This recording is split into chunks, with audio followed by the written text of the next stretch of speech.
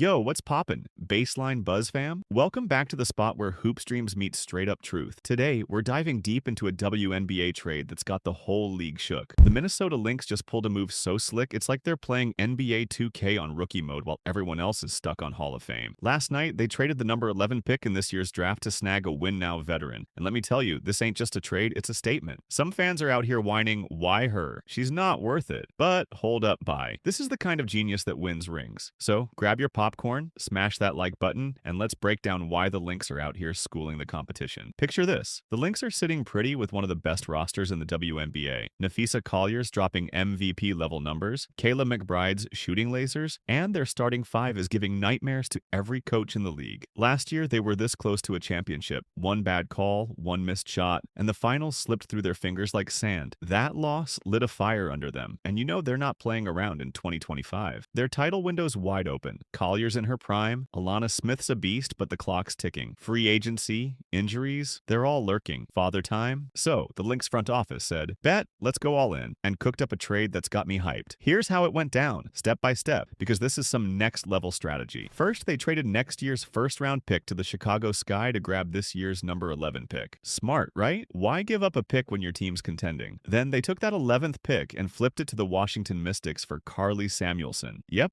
the sharpshooting guard who's about to be Minnesota's X Factor. Now I can hear the haters already. A lottery pick for her? They could have drafted the next Paige Buchers. But listen up, this ain't about banking on a rookie who might be good in 2028. This is about stacking chips for a title now, and Samuelson's the perfect piece. Why didn't they just trade for her outright? Well, the Mystics are out here playing Monopoly with draft picks. They've already got 3 top 10 picks this year. Adding a fourth at 11 would have been like trying to squeeze another all-star onto a maxed out roster. Their lineup's so thin they're practically holding open tryouts. Instead of clogging their draft board, they took a future pick from the Lynx, which they can flip for something big down the road. It's a masterclass in team building. The Lynx get a vet who fits like a glove, and the Mystics stockpile assets for their rebuild. Win-win, baby. Let's shine the spotlight on Karlie Samuelson, because this woman's about to silence the doubters. She's a 6-foot guard with range, hustle, and a chip on her shoulder. Forget that her sister Katie Lou was a lottery pick while Karlie went undrafted. Karlie's the one stealing the show. Back in 2021, she was splashing threes at a wild 47%. Last season with the Mystics, she was a starter, putting up buckets like it was nothing. 18 points one game, 16 another, 13, 12, 17. You get the vibe. The problem? Injuries kept her on the sidelines. I swear, it was like the hoops gods were testing her grit. Broke her nose right after a comeback, missed all of July, came back post-Olympic break, and got banged up again 2 games in. Brutal. She's a straight-up baller. Career 40% from downtown. That's not just good. That's Diana Taurasi in her prime good. But when she's healthy, fans thought Katie Lou would be the sniper, but Karlie's out here hitting daggers. She's versatile too. Ran point for the Mystics last year with a 2-to-1 assist-to-turnover ratio. Not bad for a shooter. On defense, she's not winning DPOY. Nobody's stopping Caitlin Clark one-on-one, but she's game to guard bigger names. For a Lynx team that needs bench juice, she's the spark they've been missing. Speaking of the Lynx, let's talk roster, because this trade plugs a massive hole. Their starting five, Courtney Williams, Alana Smith, Bridget Carlton, Kayla McBride, and Fee Collier, is the best in the W, no debate. They're like the Avengers of basketball. Every player is a weapon. But the bench, that's been their kryptonite.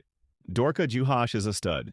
Rebounds, blocks, does the dirty work. Grace Berger's got upside. I'm betting she'll be a rotation player by midseason. Alyssa Peely? I was hyped after her AU ball clips, but at 6 foot, she's stuck in no man's land. Not tall enough to bang with centers, not quick enough to guard wings. Last playoffs, she was basically a cheerleader, which ain't the vibe. Then there's Diamond Miller, the ultimate wild card. Her rookie year, electric.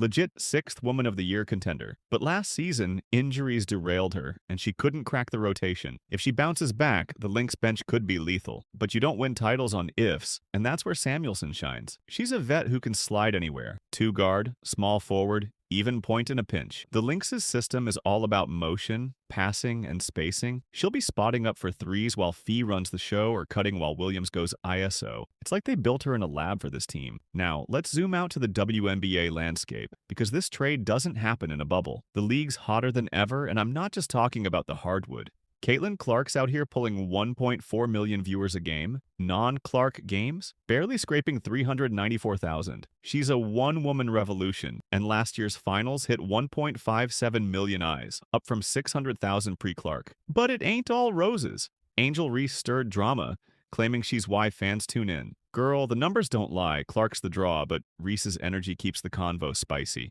That tension's got the league buzzing, and the Lynx know they're not just fighting the Mystics or Sky. They're up against beasts like the Liberty, Aces, and Brianna Stewart's cold-blooded game winners. This trade shows the Lynx mean business. They could have drafted a rookie, maybe the next Paige Buchers or Camila Cardoso. Shout out to UConn and South Carolina fans. But they said, nah, we need a vet who's ready now. Samuelson's not a star, but she's the glue. Reliable, clutch, and built for big moments. Compare that to the Mystics, who are out here playing 3D chess for the future. Their roster's thinner than a paper towel, but those 3 top 10 picks? That's a gold mine. Trading Samuelson for a future pick was a no-brainer. They're not contending in 2025, so why tie up a roster spot? And yo, I'm doubling down on my hot take. The Mystics are gunning for Dominique Malonga in the draft. She's a straight-up unicorn. Think Aaliyah Edwards with a splash of Aja Wilson's upside. Compared to Sika Kone, who's solid but older, 4 points a game, decent bench minutes, Malonga's a future face of the franchise type. If I'm the Mystics, I'm packaging that Lynx pick, the number 3 pick,